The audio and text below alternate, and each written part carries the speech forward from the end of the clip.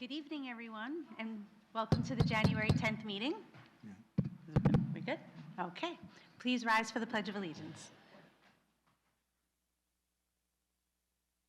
Pledge allegiance to the flag of the United States of America and to the republic for which it stands, one nation, under God, indivisible, with liberty and justice for all.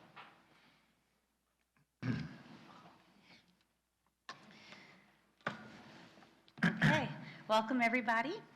I'm going to start off with some good news tonight regarding the open Board of Education seat. 8 candidates applied for the position, and the board interviewed all 8 candidates over 3 nights. And we really appreciate everyone who came forward and threw their hat in the ring for this position, a volunteer position. We deliberated and came to consensus and unanimously decided to appoint Mr. Robert Krukowski as our new Board of Ed trustee. Robert, can you please come and take your seat?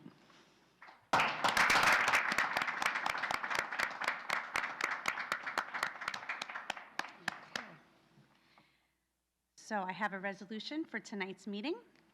Be it resolved that the Board of Education hereby appoints Mr. Robert Krukowski as a member of the Board of Education to fill a vacancy on the Board of Education occasioned by the resignation of one of its members for a term of office from January 10th, 2023 to May 16th, 2023.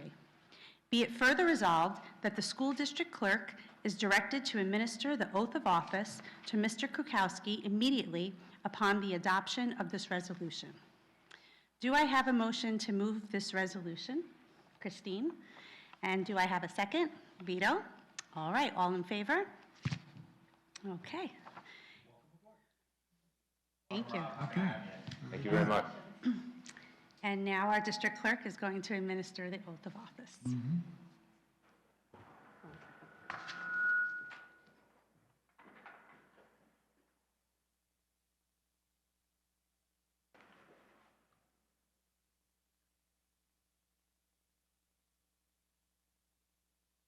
I, Robert Krukowski, do solemnly swear that I will support the Constitution of the United States and the Constitution of the State of New York, and that I will faithfully discharge the duties of the trustee of the Eastchester Board of Education.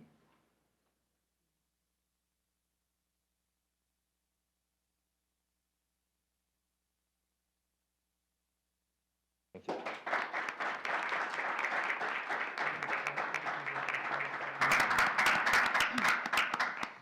Welcome, Rob. We're very happy to have you here and join us. First, I just want to introduce a few people. You know the board, but if you can just, the administration can just introduce yourselves. Sure. Hi, Rob. Scott Blaine, Assistant Superintendent for Curriculum and Instruction. Hi, Rob. Greg Stoll, Assistant Superintendent, PPS. Hi, I'm Lee Liu, Assistant Superintendent for Business.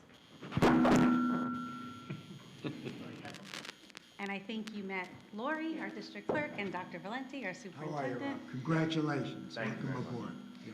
And I don't know if you'd like to say a word. I don't want to put you on the spot, but you're welcome to if you'd like to. No, I just want to say, I guess, thank you to the board for selecting me, going through the process. It was great to meet everyone.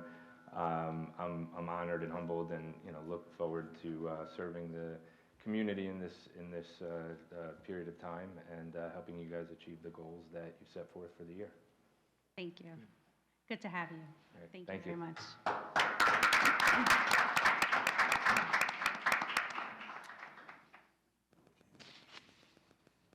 Lori. Your nameplate. Christine, yours is a little, so they can. Okay, so we're going to move on. A couple of announcements. Our middle school play is going to be Annie this year. Tickets will be going on sale January 16th, so please look out for the emails. And the play will be on Friday, January 20th, and Saturday, January 21st at 7 p.m. in the high school auditorium. Who doesn't love Annie? So please bring the elementary school kids, Waverly, Anhutch, Greenville, come and see the play. And again, look out for the email, which will be coming out on Monday, the 16th. And any other board reports? I think Lori? Sure. Waverly's hosting their Sweetheart Dance on Saturday, February 11th at Molino's at Lake Isle from 2 to 5. You can purchase your tickets on the A to Z website. Thank you. Anyone else? Beto Finance Committee? Yeah, I'll just bring up the fact that we had our first finance committee meeting this evening. It was very preliminary, went over the calendar, we went over all the dues that have to be done and the meetings that have to be scheduled over the next few months, and we're just entering the budget season, and if anyone is interested in sitting on the finance committee from the community, they should contact Lee Lou and express their interest, and the district will get back to them. Thank you. All right. I think we are up to the superintendent's report. Wow, that was fast. That was. Okey dokey. Holy s-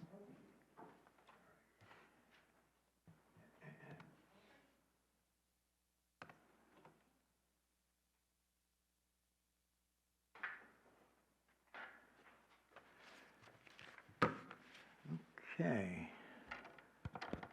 Good evening. Can you hear me out there? Great. We have a lot of good stuff going on in Eastchester, and tonight I'm very proud to introduce some of it, in addition to welcoming our new board member, which is always most exciting. But let me proceed to a first. Unfortunately, Brad Gitlin, our athletic director, is homesick, wanted to be here, but I'll serve as a second in announcing that the district would like to move forward with girls varsity flag football, okay? We're amongst the first in the county, not the first, but amongst the first. You're looking at a team right here that Michael found online, the Bears. What district is this, Michael? Brewster. Okay, so they were earlier on, but we're launching in 2023. And I wanted to give the board and the community a little bit of sense of what is girls varsity flag football and what can we expect from it. And who better to explain it but to bring up some of the young ladies who will be representing Eastchester in this enterprise. So I have your real names, and I also have your acclaimed names, if, for want of a better term. So Michelle Tiso, would you join us? And we call you Tiso, right? Okay. Come on up. I have Sophia Colandrea, and we call you Colin Drew, is that right? Colin Drew? Okay. And Marissa Del Bracco, and we call you Del Bracco, okay? Now, which of you want to say a few words? You are a spokesperson? Yeah. So you are Colin Drew. Yeah. Would you tell the board and the community a little bit, what is varsity flag football, and why are you personally interested in trying out for it and being on the team? All right. So I'm Sophia. I'm a senior, and I pretty much spearheaded with the help of them the start of flag football at Eastchester. So basically, it's just like any other spring varsity sport. We have 16 games. Mr. Gitlin's doing a good job getting us a schedule, and we're in with all the other teams right now. So we have a 16-game schedule, practices every day, just how any other spring sport would. It's 7v7, and yeah, it's just like any other varsity sport. We knew we would have interest after Powder Puff, like our fundraiser every year. It gets really competitive, and we have a lot of interest from that. So we knew it would be a easy thing to rally girls to do. And so we just wanted to say we're really grateful that we were able to get it going and make it a reality with your help. So thank you. Okay, very good. Anybody else want to add a few words? Go ahead, We Del also- Bracco. Thank you. We also want to thank you for letting us speak here and approving us first when Sophia and I went to go talk to Sports Club in June. And we're also very excited that our first game, we're having a kickoff ceremony with the New York Giants, and we invite everybody to come. So, Okay. Do you have a date on that yet? Not yet. Not yet. Okay. Do you want to say a few words? Tiso? Tiso. Tiso. Come on. I just want to reiterate what they said, just thanking you guys for helping us get this kick started. We're really excited to move forward with it. Me personally, I really love football, so being able to do it at Eastchester before I graduate as a junior is really fun to hopefully do it for the next years and spearhead it for the next years to come for girls and all the way down the school district. So we're really excited and thank you. Okay. So, and I did want to alert the board and the community that the board will be voting tonight on a memorandum of agreement with the Teachers Association, adding the sport of varsity flag football for girls. Obviously, it will be a coach, so that's what you're voting on in terms of compensating the coach. And as you know, under Title IX, since the number of meets will be equivalent to a varsity football coach, there's an equivalency in terms of the compensation for the coach, okay? And is there anything else I need to add at this point, young ladies? You're just getting ready for the coach to be appointed for tryouts and to get the ball going, right? The football going, anyway, all right? All right, well, very good. Congratulations. Thank you. Thank you all very much.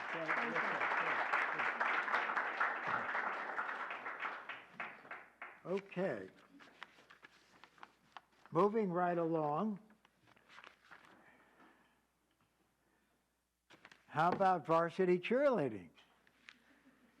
I am told that last year, Eastchester finished second in the nation in a game day cheer.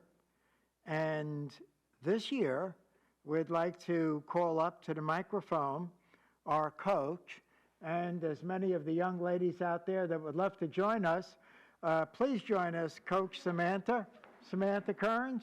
Come on here. Welcome, Coach, okay? Hi. Great, great. We're going to give you the microphone. Oh, boy. And Come on, get your ladies. girls set up. I was hoping they'd do a chair, but we don't have enough room, is that right? We might break the ceiling if A we little try to mini do chair, that. all right. I know, I've seen you get on each other's shoulders. Yeah, Yes, for right. sure, for sure. But please, say a few words on behalf of the team and what your plans are. So I've been coaching for, I think this is my 20th year.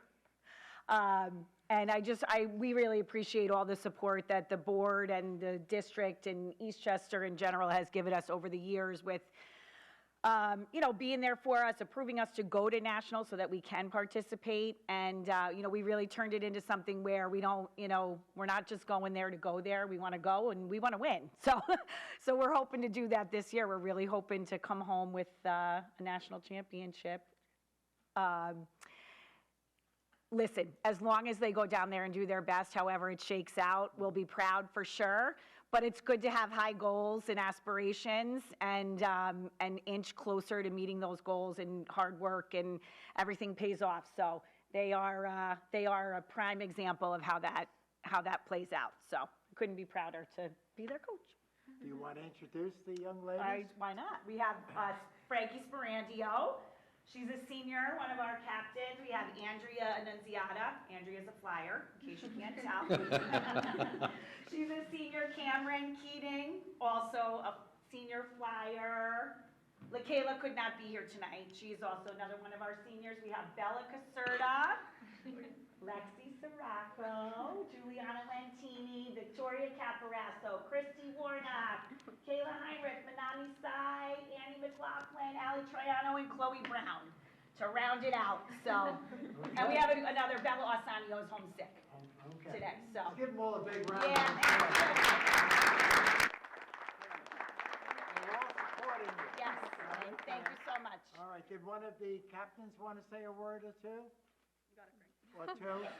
I just want to say thank you guys so much for supporting us and letting us go to nationals, because it's the biggest thing for a cheerleader, and it's a cheerleader's dream to go, and we always look forward to it. We start our season in May every year, so it's definitely very exciting to go, and I just want to say thank you guys for supporting us.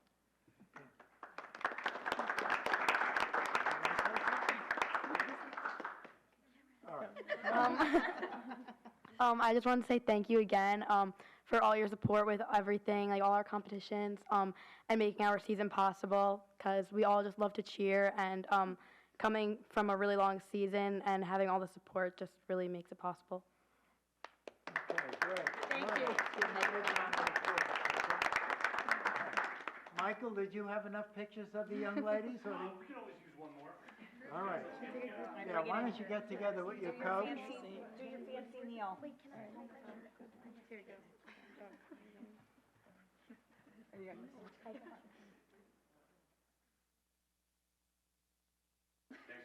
Okay, very good. Thank you very much. Great. Thank you, thank you. Good luck. Bring it home. Bring it home, right. Okay. All right. We're still in fun mode, so stick with us. Would like to introduce a gentleman who came out #1 in our search for a replacement for Bill Blum, and I want to thank Bill for his years of service to the district. He retired effective this past Friday, and we had interviews, initial screenings for a successor, Director of Technology, and CIO, which spells out Chief Information Officer, very important position in the district. We had approximately 10 to 12 applicants.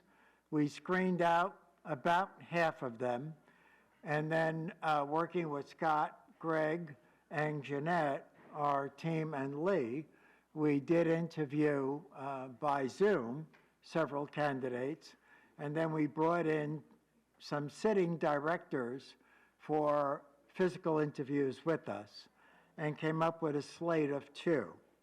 Of the 2, when the district-wide team met with them, including 2 of our board members, Vito and Judah, were 2 board member reps, and then we had administrators present as well as faculty and staff.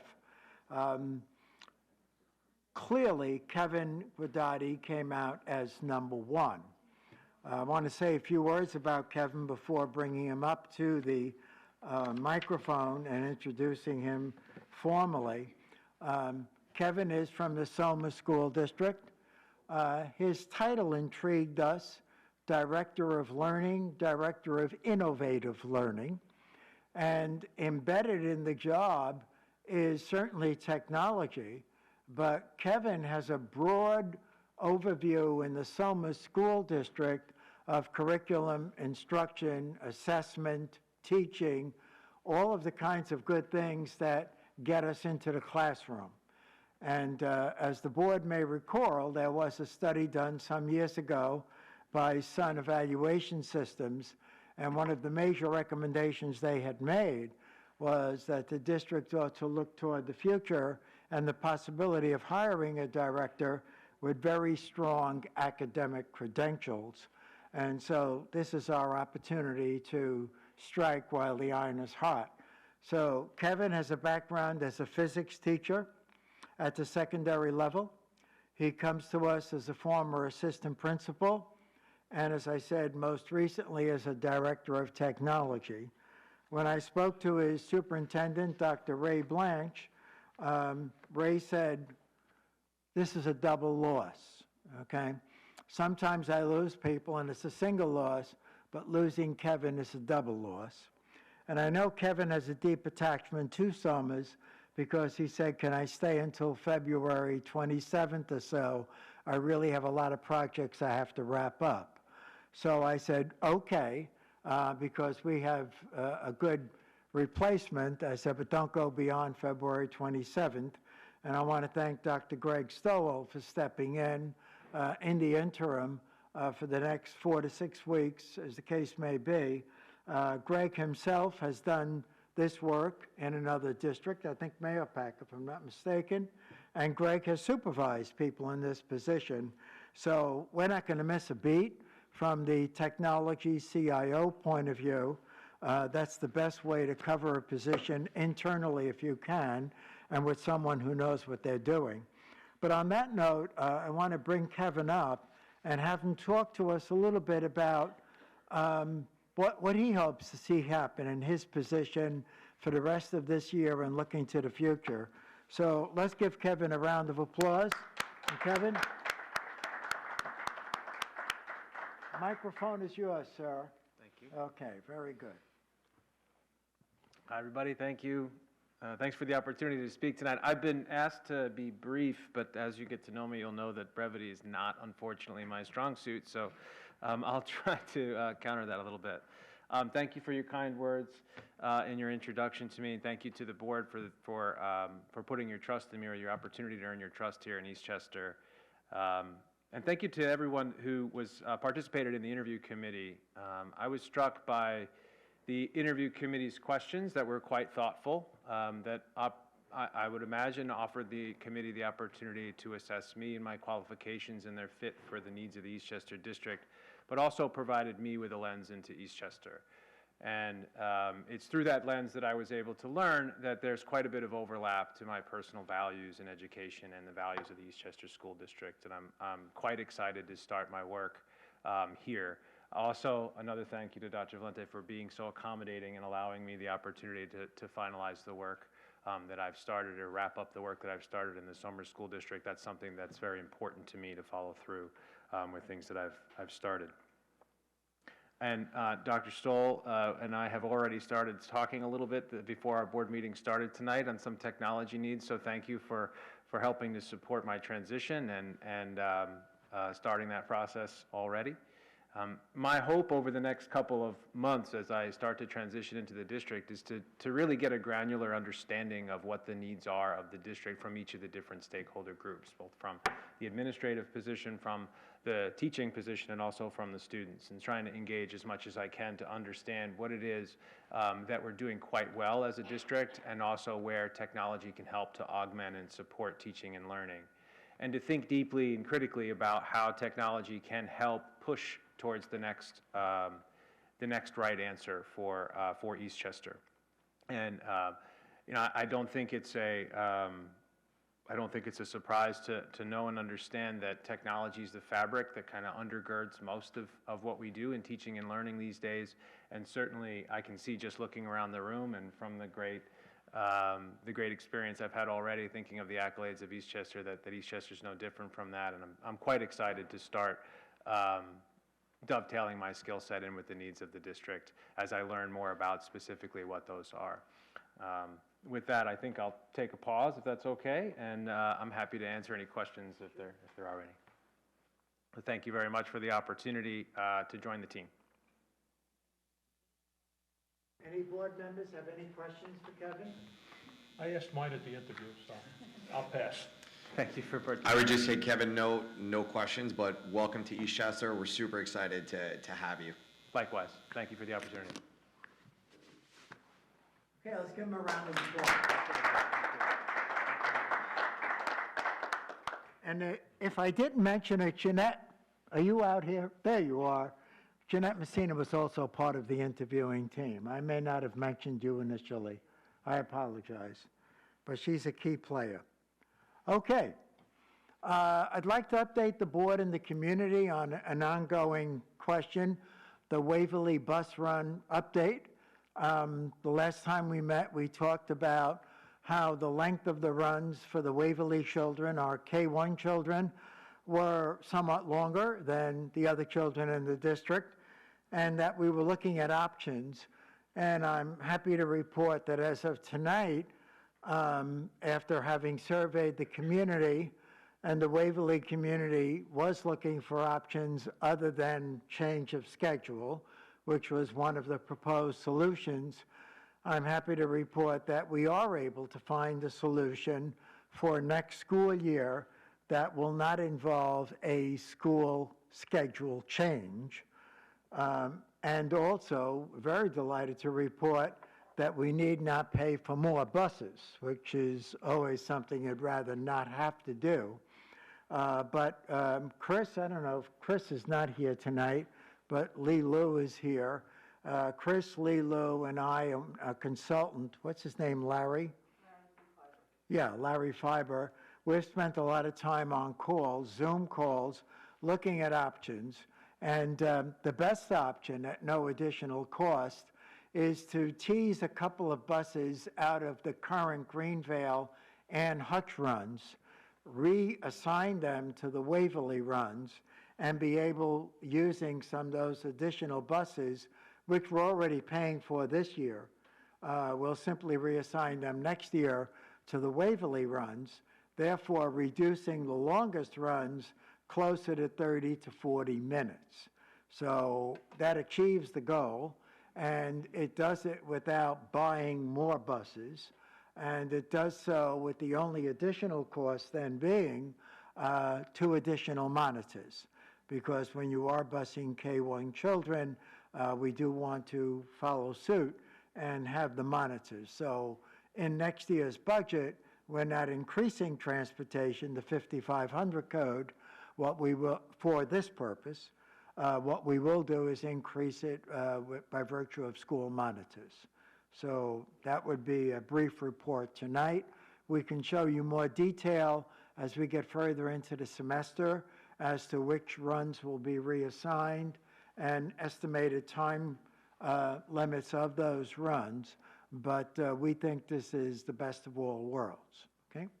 Are there any questions from the board or the community on this one? Okay. Lee, did you want to make any other comments? No, I think we came up with a good solution, so we're looking forward to putting that into place. Good. Okay. All right. Thank you. So I wanted to talk a little bit more about a topic I had opened up with the board and the community, I believe at the last board meeting. And it had to do with the issue of improving academic outcomes. And I'm talking about a very specific definition when I talk about academic outcomes as measured by New York State tests in ELA and math, grades 3 through 8, okay? I think it's important to make that distinction.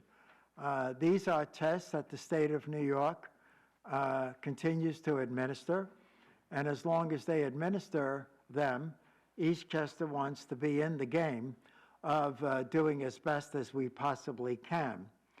So we spent some time putting together some data, and I wanted to alert the board and the community as to what our goals are. And so far, I've shared this directly with the Waverly community earlier today at a faculty meeting, with the community at Greenvale yesterday at a faculty meeting, and I'll be meeting with the Ann Hutch community 2 weeks from yesterday toward the end of the month at their faculty meeting, and then I'll schedule a meeting with the middle school grades 6, 7, 8. But what you see here is a design that looks at last year's test, spring of '22, and when the children were in grade 3 then, their proficiency rate was 72%. Now, what does proficiency mean, so we're all clear about the term? Proficiency means level 3 or level 4. Level 3 is literally proficiency. Level 4 is mastery, performing above a proficient level. Level 2 is developing. That means below grade level. Level 1 is failing. That means well below grade level, okay? So our children are now in grade 4, and when they take the test this spring in ELA, we would like to see an increase of about 8% to reach the goal of 80% proficiency. If we set that as an Eastchester District goal for spring 2023 in both ELA and math, then the target for our third grade teachers, Ann Hutch and Greenvale, is to move minimally 16 students, ideally more, but minimally 16 students from level 2 or even 1 and move those students into level 3 or possibly 4. Generally, you look at level 2, you look at the median and above, and say those are the students who are most likely, with direct intervention, capable of moving. So if that becomes an ongoing process of the district to continually go to your level 2 students, reducing that number and percentage, and then focusing on your number 1, that's how you begin to move to 85%, 88%, and higher percentages. But let's not get ahead of ourselves. Right now, we set the goal of 80, and as you go down the list, I'm not going to go through each grade level, you see what the percentage increase is. So at the 5th grade level, or the 4th grade level, we've got to target 40 to 36 pupils in order to get them into that category closer to the 80% range. At grade 6, we're at 81%, but let's not sit on our laurels, because now in grade 7, we don't want the bottom to fall out.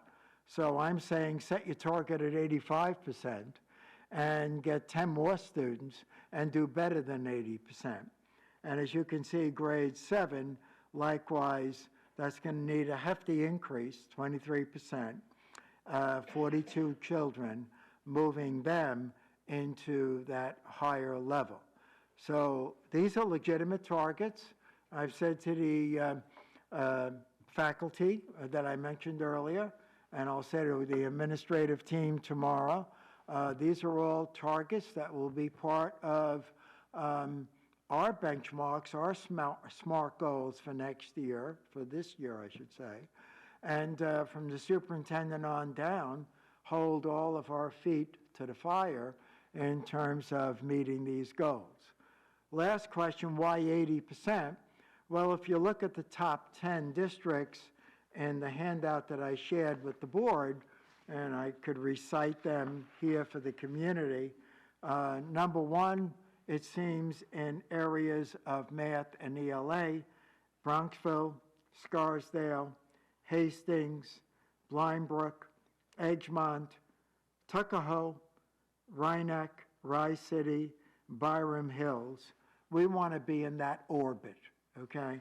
That happens to be for spring 22 in terms of our math. If I look at the ELA, it might slightly differ, but it's going to be pretty much the same names surfacing in terms of the top 10, and we'd like to be part of that top 10. Let me move on to math.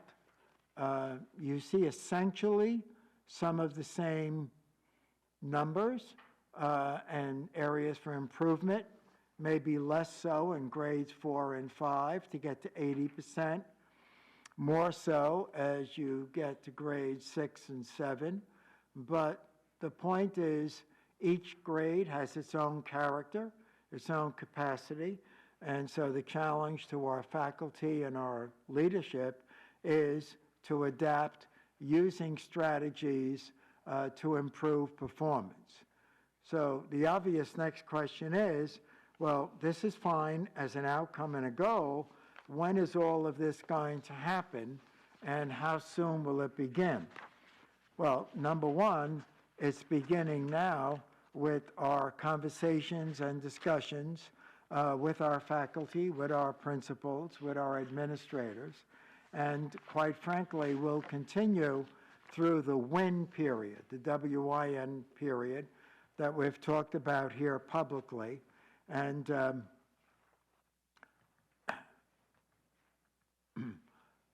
in the WIN period, it's 1 hour at Ann Hutch and Greenvale, and it's approximately 45 minutes at Waverly.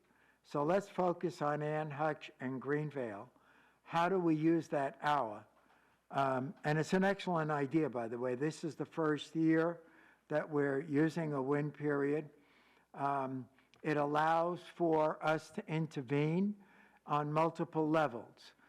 There are children who need intervention from occupational, speech therapists, IEP requirements, etc. So during that period, those children benefit from that level of intervention. There are other children who benefit from multi-tiered supports that they may need through their IEPs in general. Then there's another bucket called academic intervention, and that's where we'd like to hone in with our faculty and with our leadership at the school, principal, assistant principal, and our district-wide support staff in those areas to work with students during those periods and target them in terms of their specific needs. So it's really taking a deep dive into the skills that students are lacking, and it's also working very hard to bring those children up to a level of performance, okay? And then, of course, you do have another group of students who I would call accelerated / 7% gifted, and we met earlier this week to talk about potential programs for them going forward from a curriculum point of view. But the key is the win period. Now, in meeting with a couple of our faculties, I haven't gotten the whole picture yet. The Greenvale faculty was very clear that one of their concerns is that the state is now mandating that tests be taken online. We're starting with ELA this spring. And a concern of theirs was, do our students have the typing skills to be able to transfer critical information on a paragraph, a sentence, etc., quickly enough and easily enough using this new modality of testing? Okay? And that's a very fair question. And so we've got to put pressure, and I'll use that word, and we started in Greenvale, on our tech team in terms of getting our kids skilled at inputting data and feeling comfortable using their fingers, hunt and peck, or however they want to look at it, but getting them into that skill set. And I suggested to, at the time, the Greenvale principal, Joanna, and I'll say the same to Annette at Ann Hutch, buy software, we'll find money for it, that our students can start taking their tests now on a computer so that they're learning the skill now before the test, which I think the ELA test is April, Scott? So we don't have that much of a timeline, but we want to get them onto it now and buying the appropriate software so that students can begin to develop that skill. You don't want to miss the target because the student said, I didn't have enough time to complete the essay. I knew what I wanted to say. I really had it down, but I ran into a difficulty, okay? And quite frankly, this is not novel. When our graduate students at Hunter had to start inputting data using a computer as opposed to a written exam, that was one of their major challenges. So there is a transition. So we'd like to try and anticipate that as quickly as possible and make sure that in the future we have a solid program beginning in September that builds up student skills in terms of inputting data so that as they think, they feel comfortable inputting data into a computer. That is a sidebar challenge I don't want to ignore here, but we're going to have to address that as well. Did you want to add anything, Scott or Greg, from an academic point of view, or for our regular students, special students, in terms of these challenges? I'll just add that you know, in terms of the computer-based testing, that the elementary team, myself, and the supervisors have had a meeting today to address these issues. We have a plan moving forward. We're going to be meeting with our tech teachers in order to really facilitate this issue. There are multiple, an email will be going home to parents to inform them, to make them aware. Staff will be getting a screencastify from me later in the week explaining the whole process. There are multiple practice sessions, there are practice tests, there are multiple resources that we'll be employing between now and the administration of the ELA to really make sure that our students feel comfortable in this process. So know that there is a process and a plan in place in order to do that, and then moving forward, we'll be looking for additional ways that we can support students in this process as they begin to really embrace this. We made that decision to start with ELA more for the fact that the math test also has online tools, like an online ruler, an online protractor.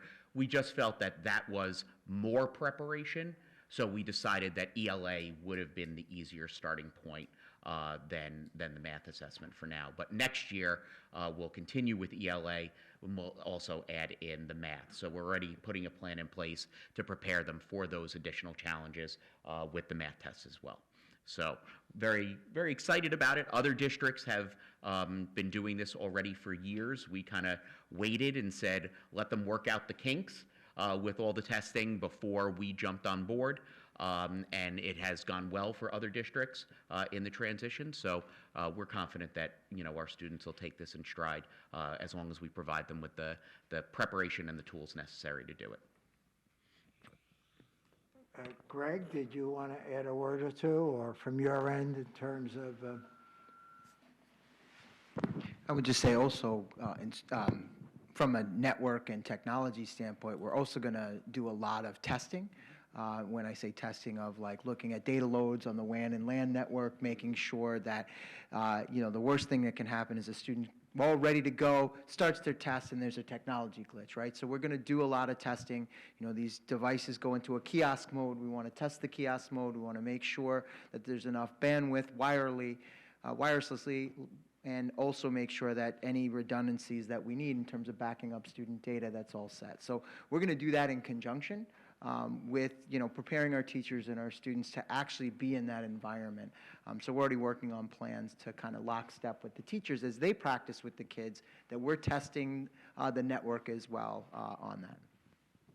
Good, thanks. Scott, you said something, and I know it's going to generate questions, so let me ask the question. How many of our other districts are already doing this? If you know, I don't want to put you on the spot, but you said there were other districts who jumped in. I don't have an exact number, but many of our districts in the region have started, like us, transitioning. You know, some districts have moved to, you know, transitioning by grade level over the past couple of years. Some districts jumped in with both feet and went straight to full computer-based testing. But it's kind of a smattering across the district, but there are many districts in the region that have moved to this. Now that the state has laid out the requirement that all testing will be online within the next couple of years, they've kind of rolled it out across the next few years. Most districts have made the move for this year to at least do some of their testing online to begin the process. But to be clear, we don't have an option. We must participate ELA all grade levels this year? For this year, no. We made that decision. Next year is the true requirement that all districts must. We've made the decision that we wanted to phase it in over time. And so we chose ELA to begin this year. Grades 3 to 8? Yes, grades 3 through 8, correct. Okay, all right. Does everybody understand what the ground rules are? Dr. Maloney, if I can, I just have two quick follow-up questions. And again, Scott, don't mean to put you on the spot. We may not know. How long ago did the other districts start moving towards that in terms of the transition? If we have a sense of, like, was that a year ago, 2 years ago, 3 years ago? Do we know?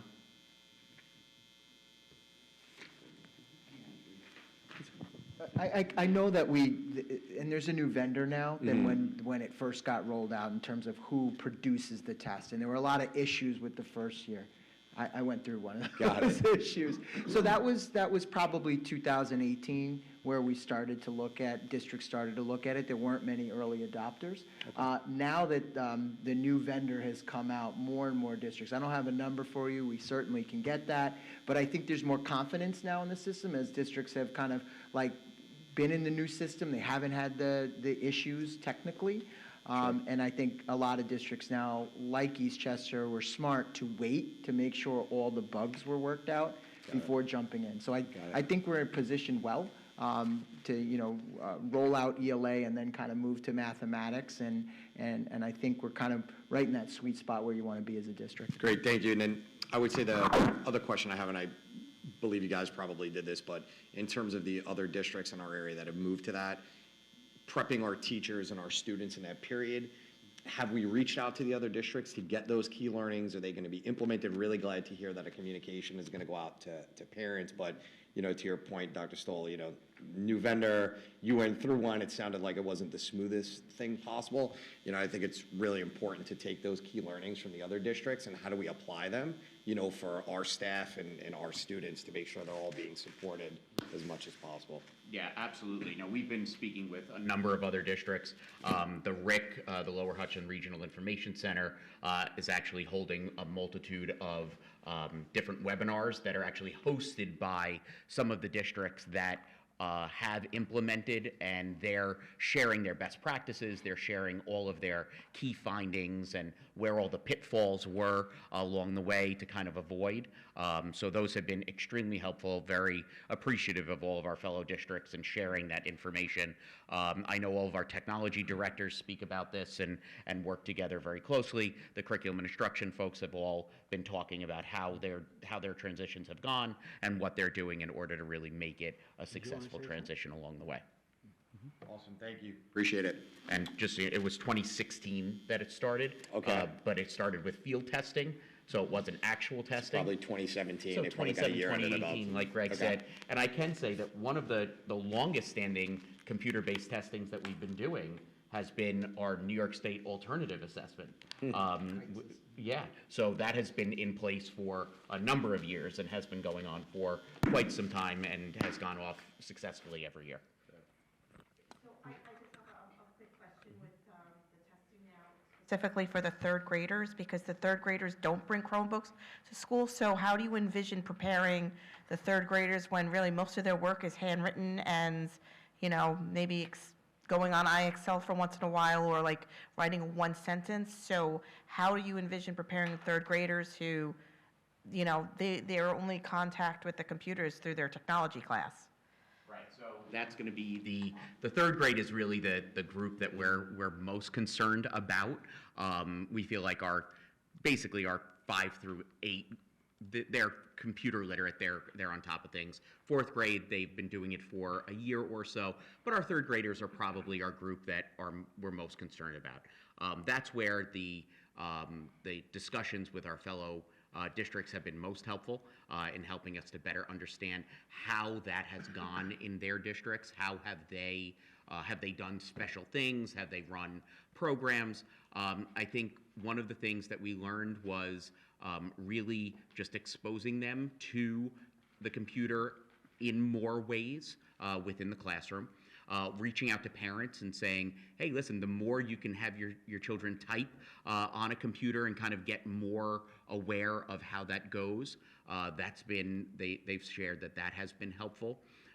We do have typing programs that the district subscribes to. So I know both Ann Hutch and Greenville will be looking at how they can better, kind of prepare and service our third grade students in order to get them to that level. But as we move forward, that's kind of one of our thinkings for as we move forward of, what other things can we do maybe toward the end of second grade or towards the beginning of third to really make it more of a prepared scenario for them as we get into this testing. And are all students going to be issued like a Chromebook? Like, how is the testing going to be if all the kids they'll all be given some sort of school? Everybody will test on a school device. That is a requirement for us. Even those that are bringing their own, that is going to be, put aside for the computer-based testing. It must be done on an Eastchester Chromebook in order for us to really, truly feel comfortable having that system up and running in the right way. Thanks. Sure. So there'll be movement of Chromebooks throughout the district in order to make that happen. Most, whether we're at the elementary where they have grade level Chromebooks, or they have classroom-based Chromebooks, sixth graders have their own Chromebooks, and as we move into the middle school, we'll be shifting Chromebooks around and doing schedules during the testing window in order to make sure that every student has a Chromebook and is prepared to test appropriately. Great, thanks. Sure. Any other questions? I want to make one last comment. It did come up in one of the faculty meetings. Why is Eastchester's participation rate lower than some of our neighbors? And my advice to parents is please do not opt out. Encourage your child to take the test. We live in a culture of competitiveness, and we ought not to duck the test. Duck, D-U-C-K, all right? Let's get in there.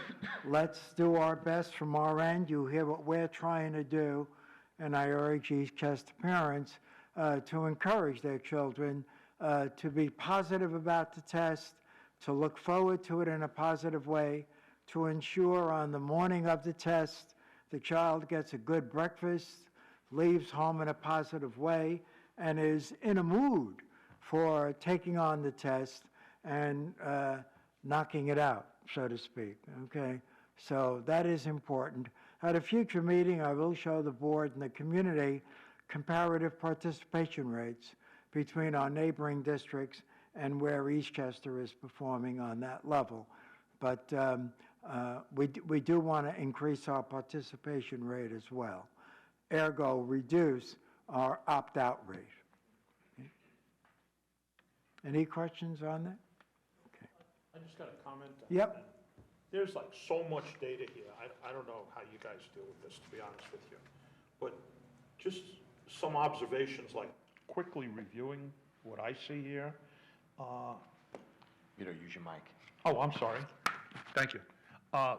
Quickly reviewing like what I see. There's so much data that it's amazing what you guys have to deal with here. And just looking at the way the school districts bounce around in their performance from grade level to grade level, you see some school districts are at the top consistently. And then when I get to the 8th grade, some of those school districts aren't at the top anymore. And I'm wondering, is that just an 8th grade problem in their school? Is it a curriculum problem in their school? And, I don't envy your job in figuring these kinds of things out, but just some of these observations are like, we went like 4th, 5th, 6th, 7th, and 8th grade on the list. We're 10th, 13th, 12th, then we drop down to 19th, and then we go back up to 12th for 8th grade. So in 8th grade, we did better, but there are other districts surrounding us that are historically at the top that actually did worse. And I'm wondering, how do you figure out what the heck is going on? Mm-hmm. So it's an interesting process. That's Yeah, for sure. I would assume.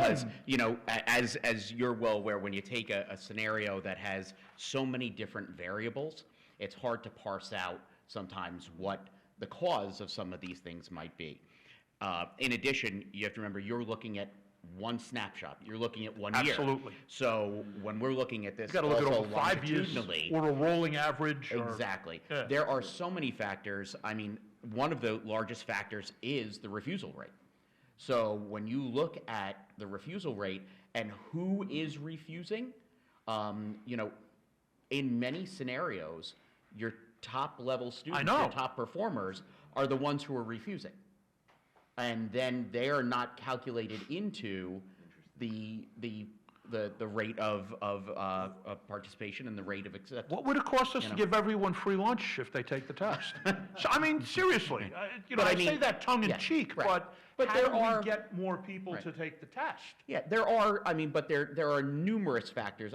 We have to look at cohort size, right? Yeah. Because some grades are much larger than others, and also within grade levels. You have to look at the percentage of students, the percentage of students by grade level that are classified. that are special education students.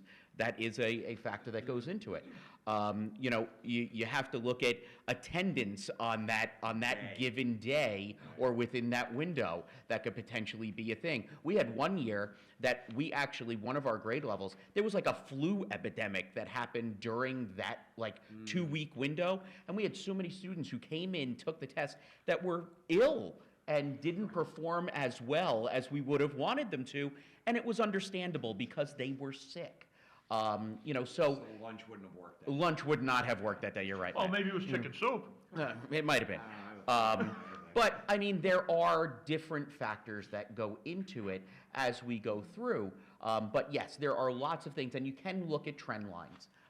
You know, I would also say that there are years that I have questioned the validity of the test, more so than other years, and how well that the test was designed and were the questions truly appropriate. I've seen math tests where, you know, we see that they weighted one topic much heavier in a year than in other years. And we just say to ourselves, why?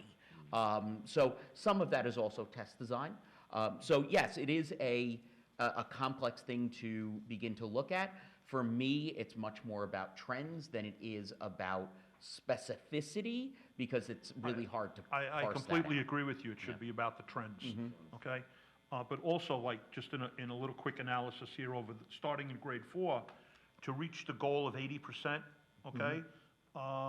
In the 4th grade, we're gonna have to move 9% of our students, 6 out of 56, up to the 3s and 4s. In the next grade, we're gonna have to move 30 out of 68. That's 45% of our students we gotta move out of the bottom. The next grade, we have to move 43 out of 91. Those are big numbers, okay? The year after that, 30 out of 66, and that's 45%. So to achieve that, get up to that 80% level, it's gonna be a haul. And I hope we can do it. I mean, it's Well, great to set that goal, but. we have to and set the I have goal. confidence that you guys could figure out what the heck is going on, but we need to figure out what's going on. Well, the point is we have to set targets, and then we have to start the process of getting there. Measure. If you can't do it the first year, how close did you come? And what more do you need to do next year? But clearly, our competitors are in the 80% or better range to get into the top 10 of the community of Southern Westchester districts. So that is the legitimate target. Okay, well, good. I'm glad we had time to talk about that. The last item I do want to bring up that the board will be acting on this evening is an early retirement incentive program for our Eastchester Teachers Association, and the board will be voting on that in their consent agenda. Some may ask, what is an early retirement incentive program? It's simply an approach that many districts throughout the region have taken on an occasional basis. You don't do this every year. We have not done it in some years, and we thought this was an opportunity to offer our teachers some additional incentives in order to take advantage of retirement. And we've worked very closely with the Teachers Association. We've had numerous meetings with them in the fall, right up until most recently, and both parties have worked very closely to manage this. What are some of the reasons why one would do it? Well, obviously, one reason is that there comes a time in each district's life when it's a good opportunity, both for teachers and for district, to say, hey, here's an opportunity. We're coming into a good budget year with some additional foundation aid. We're able to manage this budgetarily. We also know that there are monies that are saved between the highest earners and new teachers we have to recruit. We want to get on this early on because we're not assuming people are waiting out there jumping up to say, I want to work in Eastchester. You need an elementary teacher or a chemistry teacher or whoever decides to retire, that it's something you have to plan for. So the association has worked with us as to a February 1st date. We made it a 2-year program so that not everything is happening in 1 year. And we have 2 windows we're looking through. And we're able to budget accordingly and be able to benefit from what we call breakage to some degree, and also have sufficient time to go out there and use the multiple venues for recruitment, one of which is a diversity recruitment fair. Is that right, Jeanette? Yes. Early March, and our assistant principals throughout the district will be representing us at that particular event, together with Jeanette and some other administrators. Obviously, we'll use all the venues to attract the best and the brightest, and hopefully we will know exactly what positions we need to fill by the February board meeting, because we'll know where the vacancies are occurring. I do want to demystify any sense that teachers are losing their jobs for next year. That's totally inaccurate.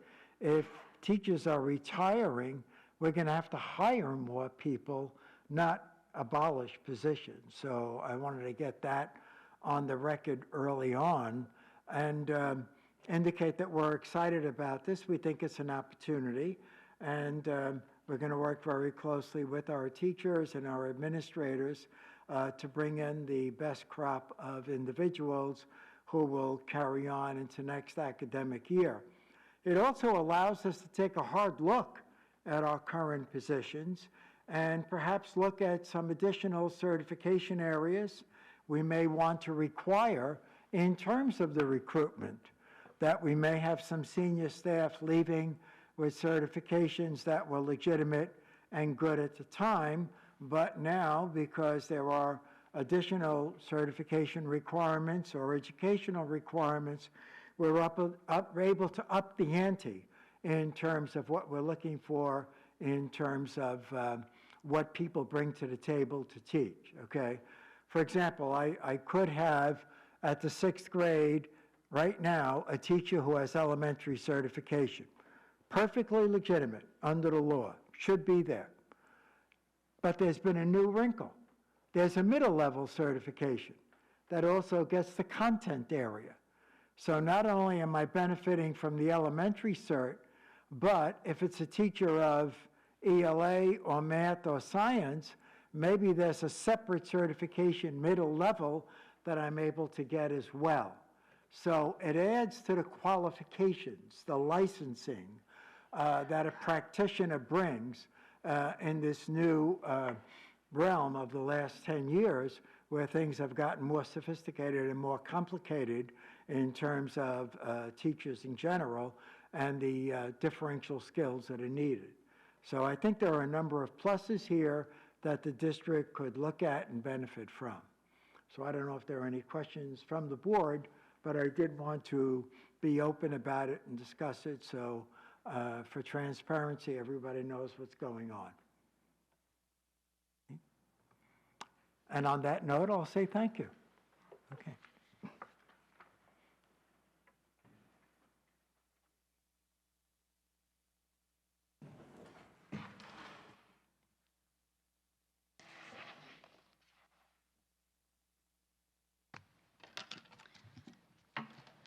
All right, thank you, Dr. Valenti. Okay, we are up to the consent agenda. Can I have a motion to move the consent agenda? Okay, Matt? Be it resolved that the Board of Education approve the consent agenda, which includes the following: 9, approval of minutes; 10, personnel agenda; 11, Committee on Preschool Special Education recommendations; 12, business office recommendations; 13, other business items. Okay, great. Do we have a second? Christine? Okay. Any discussion or? Yes. I just have just a comment I'd like to make, and it has to do with the retirement incentive. I'm going to vote for it, okay?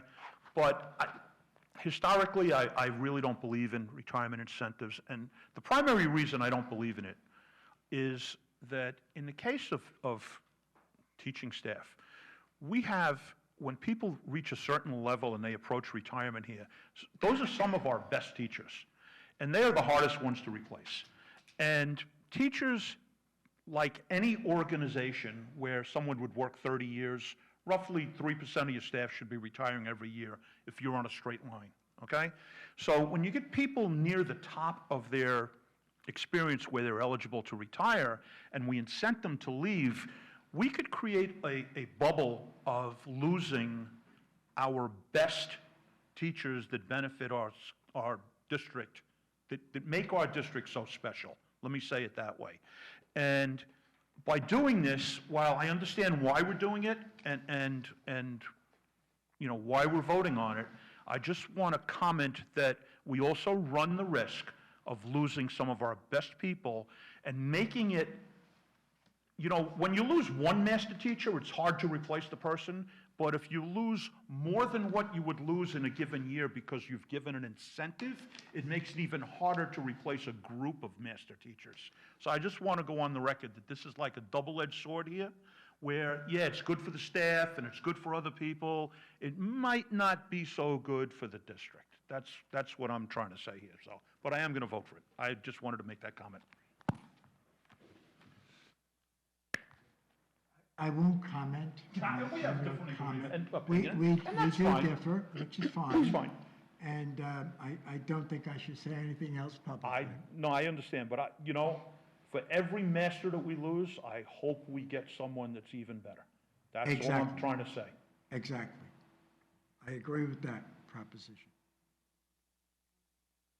Did discuss this in executive, but I don't know if anyone Yeah, wants to add anything. Well, I don't want to color the argument one way or the other.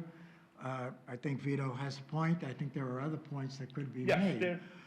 there are benefits, and that's why I'm supporting it. There's a lot of a luck of the draw on this. And Very as much so. I said, you know, there are masters and there are non-masters. Correct, yeah. And some non-masters may choose to retire too.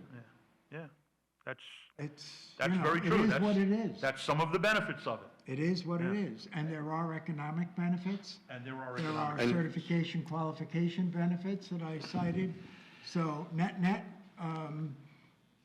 one could argue the benefits of it. And then again, if you pick and choose amongst teachers, individuals could say, hey, that's horrible that so-and-so You is have to leaving. take the good with the bad, and I get that. I understand that completely. That's why I'm supporting it. And just one comment that I make, and then we can move on, is the son of a 41-year public school teacher. My mother taught in Yonkers for 41 years. She was a math teacher, taught 5th grade. She was actually the participant in a retirement incentive plan. And yes, my mother was a master at what she did, and I'm not jaded because of that. But I think the reality is, for my mother and a lot of teachers at that period of time, it was a thank you from the district, right, for all of their service and hard work and dedication. So I do want to mention that. Is that applicable to everyone? Nothing is applicable to everyone. But I really view this as something that says thank you for everything that you've done for the district. So I'll leave it at that. Yep. I think we have to take the formal vote, right? I don't disagree with that either. Okay. All right, so all in favor? Okay.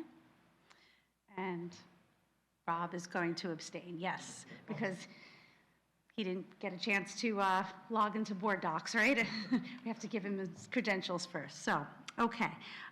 Future meeting dates, January 24th is going to be a board member work session. So that will be for board members and Dr. Valenti only. We're going to be having a board retreat. So the next Board of Education meeting, open to the public, will be February 7th. Okay. Do we have any comments from the public tonight? Quiet tonight. Yes. All right. Any other comments before we adjourn? So do we have a motion to adjourn? Christine? And do we have a second? Vito? All right, all in favor? Okay. Thank you, everyone, and good night.